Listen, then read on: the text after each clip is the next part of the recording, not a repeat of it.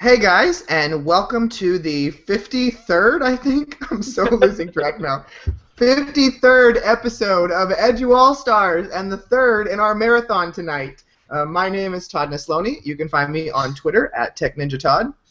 And my name is Chris Kessler. You can find me on Twitter at IamKessler.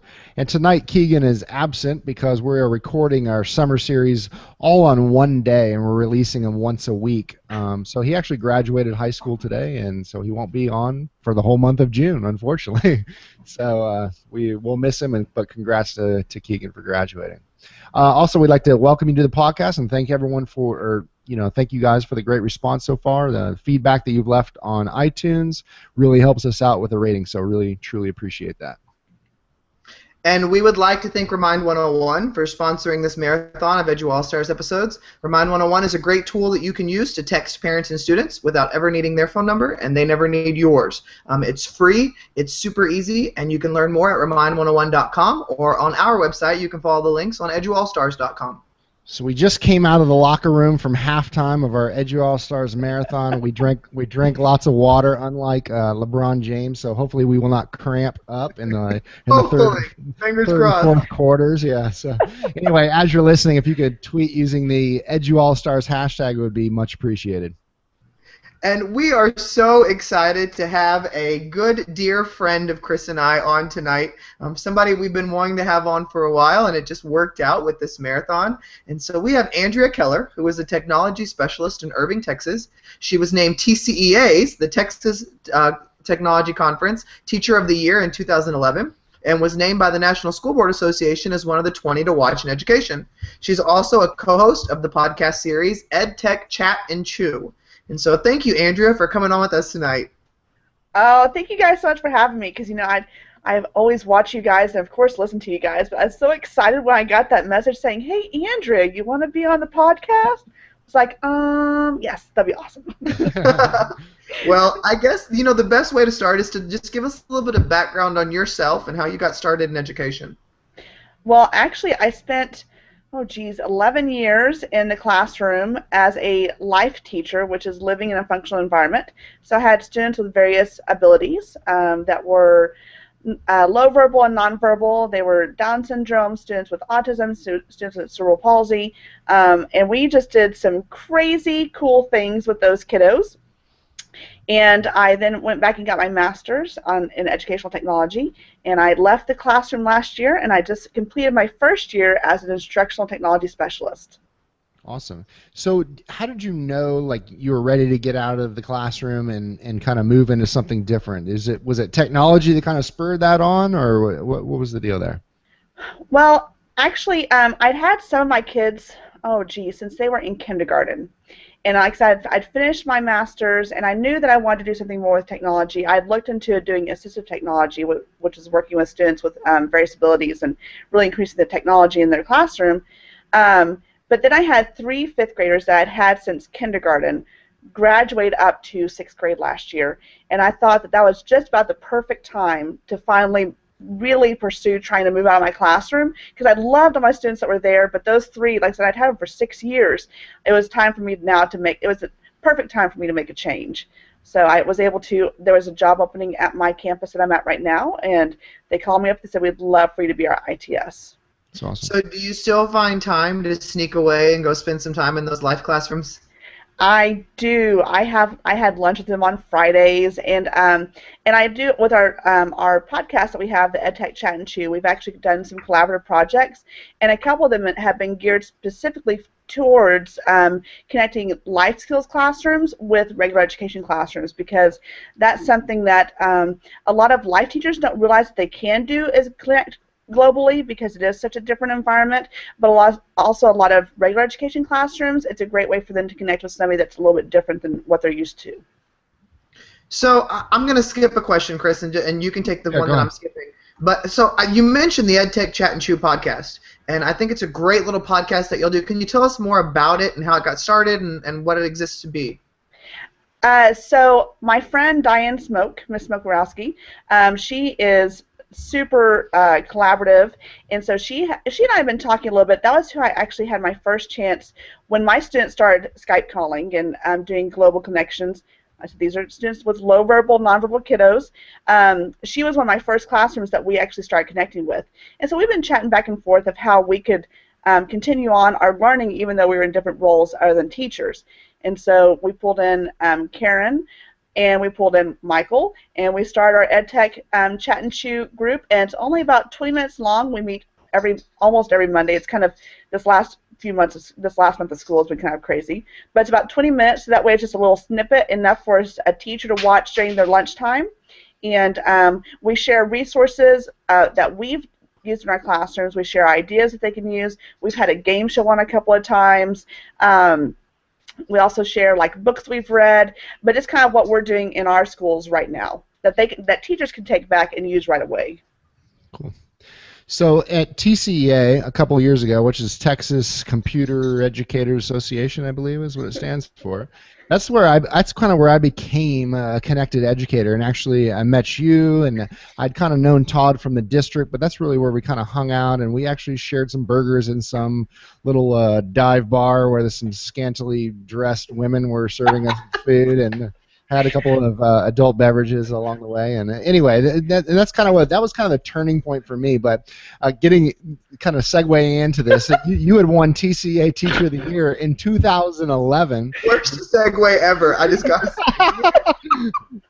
scantily clad women and Teacher of the Year. I don't know. We delete these later, right? Yeah, no edit. We move on. So anyway, in 2011, you did win Teacher of the Year for TCA, and you also were in SBA 20 to Watch. I just want to kind of look back and think back to those awards, and what kind of doors opened up because you won those awards.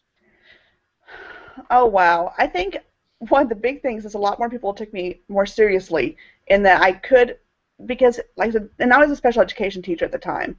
And being a special education teacher, well, teaching is hard anyway, but being a special ed teacher for a life classroom, you're kind of really secluded. Not because people mean to, but they don't necessarily know how to interact and what our kids can really do. So I think that really opened up some doors of being able to connect with lots more people that could see. And I think the biggest thing, too, is that I believe in my students, and if my students could do it, anybody can do it. So I think it really opened up doors for other students, because then teachers saw all the amazing things that my kids were doing, and that they were like, oh, well, if she can do it and her kids can do it, then my kids can do it too. So not necessarily just for me, but for my students too, which I think was a huge deal. So what was it like, I mean, getting that recognition? Was it like crazy to you? Do you even remember any of it? I don't remember much of it, actually. I met some really cool people along the way, and it's nice to. I will admit, it is kind of nice to have in your Twitter information that you've won that. But it is just a way for you to connect even more with that. You're not just a person. Well, we're not all just people anyway, but it's a way to start a conversation. But yeah, I don't really remember all that happened because it was such a blur. There were so many people there that were supporting me, and I was just, it was super blur. So I love seeing all. Now, Andrew, you and I are connected on many social networks, but you do all these cool little tech challenges and these awards and badges and all this stuff for your staff that you work with. Can you tell our listeners a little bit more about kind of your vision and how you put those little challenges out for your teachers? Sure. So this year, like I said, I'm an instructional technology specialist, and so I had a different view of how to work with staff, that I need to work more with staff too. And I work in an awesome district who is very technology supportive. But I also realize that teachers are super busy and don't always have enough time. And I also know that, as crazy as this might sound, I'm a little energetic. And sometimes when people see me, they're like, Andrea, you can go away now. We're good. We got it. So I was like, I really want to get my teachers involved. And what better way than challenges? Because that's all. If you look at education right now, it's all about gaming and challenges. So I started creating 4 monthly challenges. One was they were all data driven. They were all pretty much data driven, but one was encouraged. I first called it non-negotiable, and that kind of threw people off, so it became encouraged because I couldn't make anything non-negotiable. One was science-driven because our science scores needed some help. One was data-driven, and then one was a Web 2.0 tool. So I put those out there, and I had a ton of great response when I first started. Well, and then reality set in, and the next month that I did it, not quite so much. So I also had some teachers say, "Hey, this is awesome." They said, "But this doesn't pertain to my students." Well, in reality, it did pertain to their students. They just had to see. I wanted them to use the like that was a discovery tool. So then I went back and I revamped, and I even was told, "Maybe you should not do the challenges at all." Well, I wanted to do the challenges. That's what I wanted to do. So I did them. I revamped them, and so then I said how a kindergarten teacher could do it: first grade, second grade, third grade, fourth grade.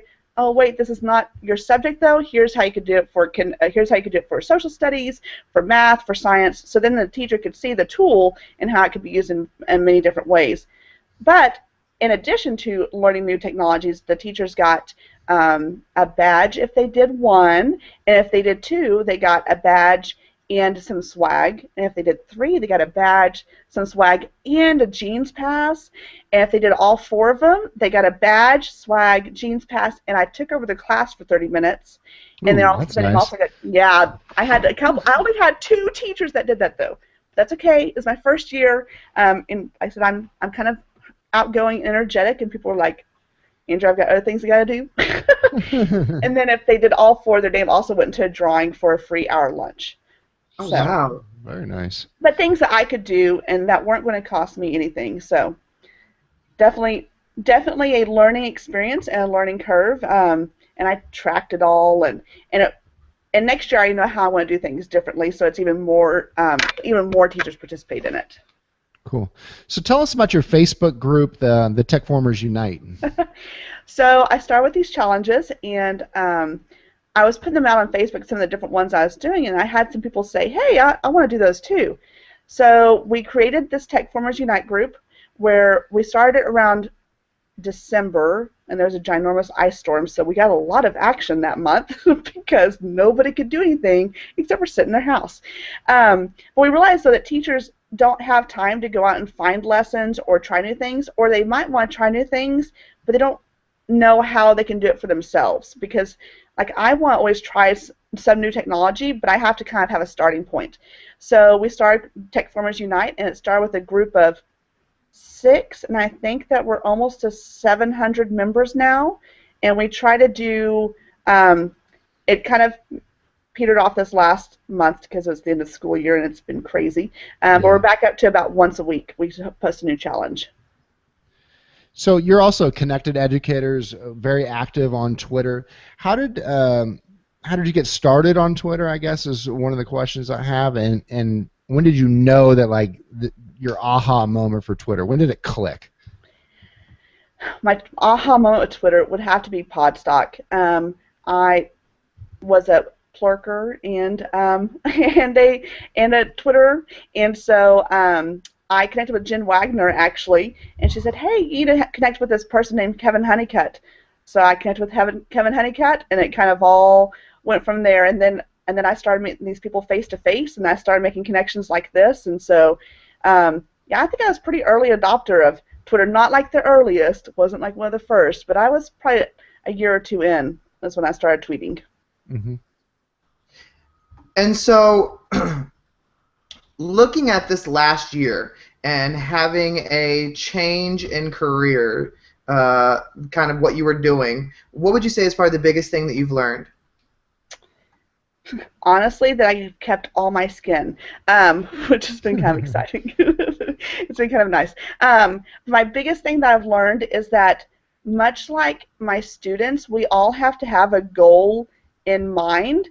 Even for educators, like I can't just put something out there and expect somebody to do it. I have to have that goal in mind, and almost like an IEP for myself that keeps me on track, but can also keep teachers on track. Because if we're not going back and watching what the teachers are really doing, then are we really getting through to them? So I think that's kind of my biggest aha, is that everybody in this whole entire world needs some sort of IEP. Mm-hmm. Now, Andrea, when I've sat with you before, and I've always loved hearing your stories about the experiences you had in your life classes. and the kind of kids that you got to work with, what is one of your favorite memories of working with that student population? Because I think you're the first guest that we've had on that has worked with that kind of population of students that is not mixed in with the general ed population, that has these skill sets that are different than other kids, and your reflection on that has always been very enlightening, just getting to talk to somebody that's in an environment. So I guess our viewers have never heard somebody like you talk about that kind of environment. Well, I think the biggest, some of the most fun that I've had have actually been our Skype calls or our Google Hangouts, because it gave my kids a chance that didn't necessarily get invited to birthday parties, didn't necessarily get a chance to leave our classroom, a chance to actually leave our classroom virtually. Now, when we first started our Skype calls, they were bad. They were not pretty. They were really bad, because my kids didn't know how to act with these. And then once we wrote some social stories and trained them how to interact, we first started with just reading stories, but then we progressed into, like this last year, I actually helped my former class, helped them with a Christmas project where they had 6 classrooms, I think, that they all exchanged Christmas cards within the district, but then they shared what their family traditions was, and it was so cool. I got to help with that, and I walked in, and one of the other classrooms that was participating in this actually had their student using a voice output device to tell the other students via video conference their traditions for Christmas. And I was just like, and see, this just opened up those doors for these kids in like no other way, that they got to have friends that weren't necessarily in that school. And how cool is that? Yeah, totally cool. So I love that you were using the social media avenues to connect your students, and I love what you say of, they didn't have friends at their campus or in their area, and they kind of built those friendships from afar with people who were even. Now, were your mystery Skypes with students who were also in other life classes, or were they with general ed students, or? We didn't necessarily actually ever do mystery Skypes, but for the Christmas project, that was other life classrooms for that specific one. But in the past, when I've done a Christmas card exchange, it was with a 6th grade classroom, actually, and they would always read us a book, and then we taught them how to make hot chocolate one time. Like I said, Miss Smoke always did a fantastic job helping with that, and then we'd always end up with a Christmas carol. But we also had a chance, too, though. I saw a tweet one time, and we got to Skype with Olivia Holt, who's a Disney star, over bullying. And so during that time, because some of my students did go to general education classrooms depending on their abilities and what was appropriate, because, least restrictive environment, that's where we want them to be. But for the Olivia Holt one, where she was talking about bullying, we actually invited the 2 students from each of the classes that my students participated in that were being good friends and good mentors to my students, and they were able to come participate in that video conference. So then those kids were like, oh my gosh, I just got to meet Olivia Holt. She sent pictures and everything, but it also gave my kids a chance to see other students asking questions and doing a Skype call appropriately, but then it gave those regular ed students a chance to see that my classroom could do the same things that they could do. I love that, putting that image in there for them. Yeah, it was pretty awesome. I won't lie. So, Andrea, what's some great books that you're reading right now, or some blogs that you read, kind of regularly that you could recommend to others? One of my favorite books I just finished reading, actually, is Reading in the Wild by Donna Lynn Miller, who wrote The Book Whisperer. And oh my goodness, I am so excited about trying some different things with technology and with reading next year. So it's definitely on my to-do list. And I have a ginormous stack of professional books that I'm reading this summer. Mindset is one of them. Of course, Steve Dimbo and Adam Bellows' book, Untangling the Web, is another one that I love. And I follow hundreds of blogs, but they're more for my pleasure, like random blogs that I might find somewhere. However, I do have I have my 5th grade teacher's blog that I love. I'll have to send you guys a link. Her name is Caitlin Andrews, and she writes some great things about what she's doing with her 5th grade class. And my art teacher has a blog, and Come to the Art Side, I believe is what it's called, with Alex Alkire, and she has some awesome things she does in her art classroom that she shares. Which you don't really find an art teacher sharing that, or I haven't found as many art teachers No, blogs. there's not. I actually taught art my first year of school, having basically no art training at all, and so I'm like looking out there for any art lesson plans out, and they didn't exist. I think they probably do more now. That was 4 or 5 years ago, but yeah, there really weren't any art bloggers out there. Right. Yeah. Now Kevin Honeycutt has Yeah. his oh my gosh, Art Snacks, right? Yes, art Snacks, yes, which is really cool. Which always has great lessons too. Cool. So, Andrea, if you have to look back on one of those moments that you've worked with kids, and is there one that's going to stick with you forever, an interaction with a parent or with a student that will never leave your heart? Oh, I want to say honestly, I have a lot of those because in the position that I was in, I had a chance to be really emotionally connected with my students. 6 years is a long time. However, I have to say that I have this one student who's now in second grade, and he was this new school that I'm at, because I opened a unit this 3 years ago. They just took in these kids and just loved them and like treated them like with respect and individuals, and just really include these kids. So we had a parade last week. Yeah, it was last week for Care Day, which is celebrating authors and readers at Elliott. And the second grade teacher that this student has now had for 2 years, because she looped up with the classroom, that each class had to dress up as a character from a book that their class had read, and their book had read Charlotte's Web. So I'm taking pictures, because I don't get to interact quite as much as I'd like to with my life kiddos, but I'm taking pictures, and here comes her class, and my student with his buddy is leading the parade dressed as ducks, and he was just being totally normal and totally fit in and wouldn't think anything different, and like I almost cried. I was sitting there in the hallway saying, this is what it's all about, that every student can achieve if you believe in them. It doesn't matter. You just every student has that possibility and ability to be anything they want to be as long as somebody believes in them. It was just, but I have lots of those kind of moments, but that was definitely the most recent one. So looking back 5 or 10 years, I want you to give your current self, your former self, a piece of advice. Oh, jeez. Oh, 5 years ago. Where was I? Oh, that's a hard question. I watch your show, and I was going to say, if you listen every week, we get this one every single week. So. I know. What was I thinking? I think. And it's something that I still have a hard time with is get over it. Like that's my biggest thing. That's great. Yeah, that's great advice. Just let it. Well, as they say. There we go. Do we need to Todd? Can you go? Todd, I want to hear your rendition of "Let It Go." No. No. But I think, I still have a hard time with that. But I think that's the biggest advice I can still give myself and always give myself is just get over it. And 5 years ago too.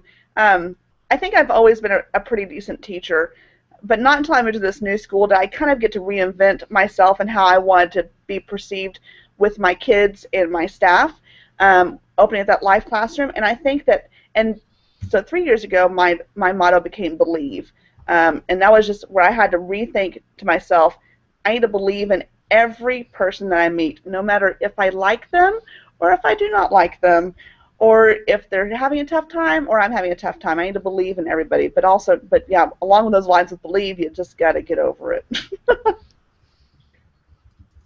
So, Andrea, this question's one that's coming too. So, if somebody were to use 3 words to describe you, what would be 3 words that you hope they would use? Passionate, energetic. Oh, geez. I have to have 3. Yep. I thought there's 2. Trifecta.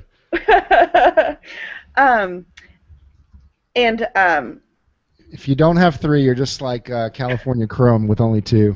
Oh, thanks. Zing! And honest. I think that I just want people to know, or hopefully they say that I'm honest in a nice way. Awesome. So, but definitely passionate. So the last thing we always kind of like to end our shows with is, what are you currently passionate about? And let's keep it to education this time. What are you currently passionate about in education? You know, what I'm passionate about right now in education is just, of course, the use of technology, but I'm really all about gaming right now and these challenges. I think that's what I'm super passionate about, and I'm trying to learn more and more about how people use them in their own classrooms, in their own schools, but definitely my challenges, I think, is what I'm most passionate about right now. Yeah, it's very cool. Well, Andrea, we wanted to thank you so much for coming on with us tonight. It has been a blast getting to see you again and talk with you and getting to hear some of your story and share it with others. So thank you. No, thank you guys for having me on, because I said you guys Absolutely. have some amazing people on, so I'm glad I get You're to you're list. amazing too. You're the 54th amazing person we've had on. No, 53rd. 53rd. Good. Oh, Chris is so as bad as that I you am. delete them. Not in That's what order, it is. not ranked in order, not ranked. No, that's what it is. You delete it. That's what it was. So Chris is right and Todd is Well, wrong. when we get There we to go. There we go. when we get to 553 is going to look like a dream. So. And So- for those of you that are listening, we wanted to remind you that some ways you can connect with us are on Twitter at EduAllStars HQ and the hashtag EduAllStars. You can also check out our website, EduAllStars.com, or on iTunes, you can search EduAllStars, or like Chris says, you can just Google it, and you'll find our stuff somewhere. That's right. And next week, we're going to have, actually, if you're watching live, it's going to actually be in about 15 minutes. We're going to have Kim Bearden from the Ron Clark Academy, and then we're going to take the rest of June off. So hopefully, if you're just downloading these on your podcast, it's been very seamless, and you've gotten one a week for the month of June. And if you're watching live, always, We've done our homework. yeah, then you have to wait till July till we get something new. Sorry, guys. And we'd also like to thank Remind 101 for sponsoring this marathon for us. Check them out at remind101.com or eduallstars.com. Thank you again, Andrea, and for everybody listening, and we will either see you in 15 minutes or see you next week. Thanks, guys.